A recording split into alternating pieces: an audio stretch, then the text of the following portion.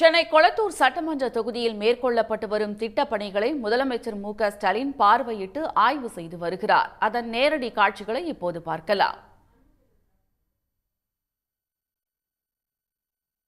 இது பற்றிய மேலும் விவரங்களை தருகிறார் நமது செய்தியாளர் அன்புச்செல்வன். அன்புச்செல்வன், முழு விவரம். கொளத்தூர் சட்டமன்ற தொகுதிக்கு உட்பட்ட பகுதிகளில் 8,45,50,000 ரூபாய் செலவில் முடிவுற்ற பணிகளை முதலமைச்சர் மு.க.ஸ்டாலின் திறந்து வைக்கிறார். அதேபோல 3,25,40,000 ரூபாய் மதிப்பீட்டில் சீனிவாச நகர் 3வது பிரதான சாலையில் புதிதாக கட்டப்பட்டிருக்கக்கூடிய துவக்கப்பள்ளிக்கும் அடிக்கல் நாட்டுகிறார்.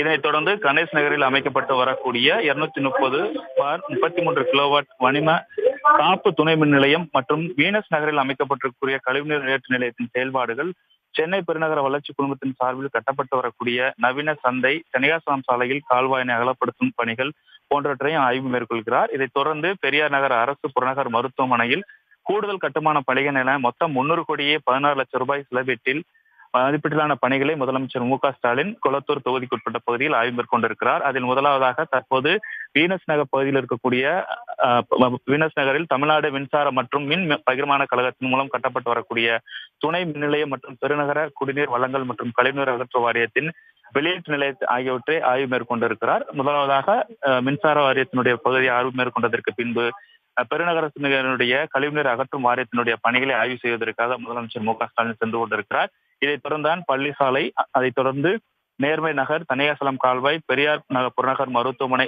மற்றும் கொளத்தூர் சட்டமன்ற தொகுதிகளில் உள்ள 238 முகவர்களையும் நேரடியாக சந்திக்க திட்டமிடப்பட்டிருக்கிறது. இந்த நிலையில் முதல் இடமாக இருக்கக்கூடிய வீனஸ் நகர் பகுதியில் அமைக்கப்பட்டிருக்கக்கூடிய தமிழ்நாடு மின்சாரம் மற்றும் மின் பகிர்மான கழகத்தினுடைய துணை மின் நிலையம் மற்றும் பெருநகர குடிநீர் வழிகால் வாரியத்தினுடைய கழிவுநீர் வெளியேற்று நிலையம் ஆகியவற்றை முதலமைச்சர் பார்வையிட்டுக் கொண்டிருக்கிறார். இதைத் தொடர்ந்து இந்த பகுதியிலிருந்து ஆய்வு பணிகளை தொடங்கக்கூடிய முதலமைச்சர் மு.க.ஸ்டாலின் சென்னை மேல்நிலைப்பள்ளி மற்றும் ஆரம்ப பள்ளியின் கூடுதல் கட்டிடம் மற்றும் குழந்தைகளுடைய வளர்ச்சி மையம் ஆகியவை GMM காணொலியில் கட்டப்பட்டிருக்கிறது. அது மட்டுமல்லாமல் 10 உயர் கோபுர மின்விளக்குகள் ஆகியவற்றையும் முதலமைச்சர் மு.க.ஸ்டாலின் திறந்து வைக்கிறார்.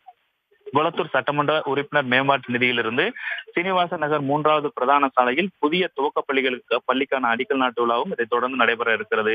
அதே போல CMD மூலம் கட்டப்பட்டு வரக்கூடிய வணிக வளாகத்தையும் கூட முதலமைச்சர் மு.க.ஸ்டாலின் பார்வையிடுகிறார். அதற்கான பணிகளுக்கான அறிவிப்பு முன்பே வெளியிடப்பட்டு பணிகள் தீவிரமாக நடைபெற்று வரக்கூடிய ஆய்வு பணியை மேற்கொள்கிறார். மேலும் தனியாசலம் கால்வாயும் ஆய்வு பணிகள் மேற்கொள்ளப்பட இருக்கிறது. நீர்வள ஆதாரத்துறையின் மூலமாக தனியாசலம் கால்வாயில் புனரமைக்கக்கூடிய பணிகள் நடைபெற்றுக் கொண்டிருக்கின்றன. இதைத் தொடர்ந்து பெரியார் நகர் மருத்துவமனை வளாகத்தில் நடைபெற்று வரக்கூடிய கட்டிடப் பணிகளையும் கொளத்தூர் சட்டமன்ற அலுவலகத்தில் 238 முகவர்களையும் நேரடியாக முதலமைச்சர் மு.க.ஸ்டாலின் சந்திக்க இருக்கிறார்.